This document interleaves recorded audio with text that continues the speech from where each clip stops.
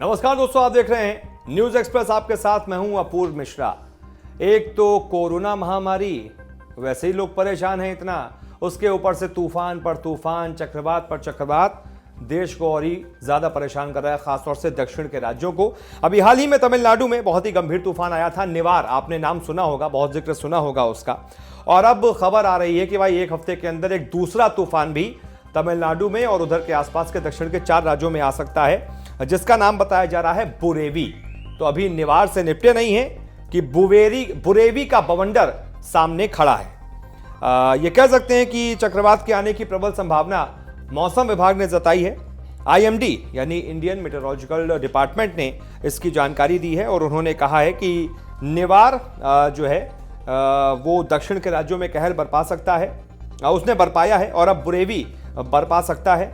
उन्होंने बताया है कि बंगाल की खाड़ी में उच्च दबाव अभी उत्पन्न हो रहा है, वो मंगलवार देर रात चक्रवाती तूफान के रूप में उसके बदलने की संभावना है।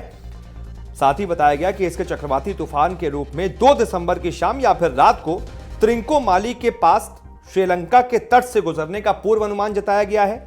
इस दौरान 75 से 85 किलोमीटर प्रति घंटे की रफ्तार से हवाएं चलेंगी। इसके बाद बताया गया कि संभवतः पश्चिम, दक्षिण और पश्चिम की ओर यह तूफान बढ़ेगा और 4 दिसंबर की सुबह कन्याकुमारी और पंबन के बीच दक्षिण तमिलनाडु के तट से गुजरेगा। यानी यहां पर तमिलनाडु से वो टकरा जाएगा और तमिलनाडु अभी पिछले ही हफ्ते निवार तूफान से गुजरा है। अब 4 दिसंबर को एक और वहां पर तूफान आएगा। इसके अलावा केरल भी खतरे के जोन में है। पुडुचेरी और दक्षिण तटीय का जो आंध्र प्रदेश का हिस्सा है वो भी इस चक्रवात से निपटेगा और वहां पर भी ये चक्रवात पहुंचेगा।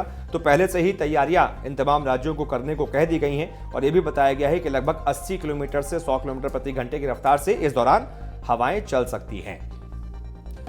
तो मतलब 2020 क्या करके मानेगा। मतलब अब सोचिए कितने दिन बचे हैं 2020 में। इतना खराब साल ये गया है, कोरोना महामारी लेकर आया, उसके बाद ये दक्षिण के राज्यों के लिए अभी निवार तूफान गुजरा नहीं था कि बुरेवी का भी बवंडर सामने खड़ा है। उम्मीद करते हैं ज्यादा नुकसान इस चक्रवाती तूफान से नहीं होगा और सरकारें पहले से ही पूरी तैयारी कर लेंगी। बहुत बहुत शुक्रिया फिलहाल हमारे साथ जुड़ने के लिए।